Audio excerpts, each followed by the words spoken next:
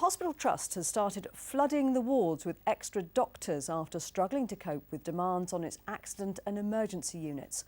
Heart of England NHS Trust has some of the worst A&E response times in the country. Last week, it managed to see only 88% of patients within 4 hours across its 3 sites.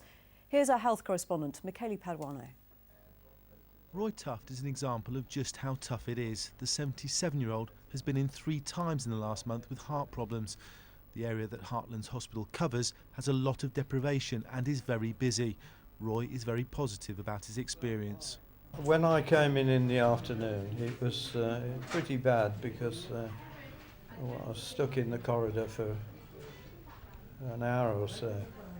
But this morning, no, I was quickly dealt with. So, and I've no complaints.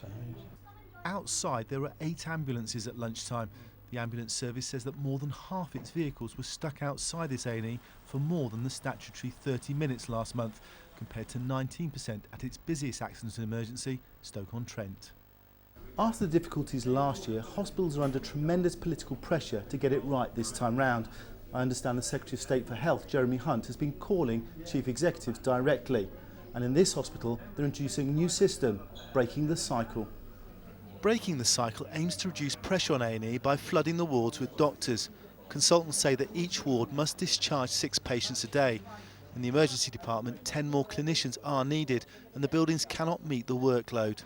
There's a degree of pressure. We look at it in terms of it's an important performance standard, and it reflects the whole healthcare system. So it's not just patients coming through the emergency departments. That reflects us being able to get patients into hospital beds, and in turn reflects us not being able to discharge patients into the community well enough. So again, that's one of the reasons we're really concentrating on that this week. I understand doctors held an extraordinary general meeting 2 weeks ago, concerned about the direction the hospital is moving in. Patients in this waiting room know all about waiting. I don't know why I've got to come here. They're going to send me somewhere else next, don't they?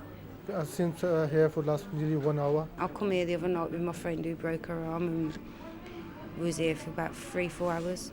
Not having met its waiting target since May, accident and emergency is being closely monitored this week. Doctors are asking people to stay away unless they really need a hospital. Michele Paduano, BBC Minutes Today. And BBC News has set up a website dedicated to winter health with a particular focus on how A&E departments will cope.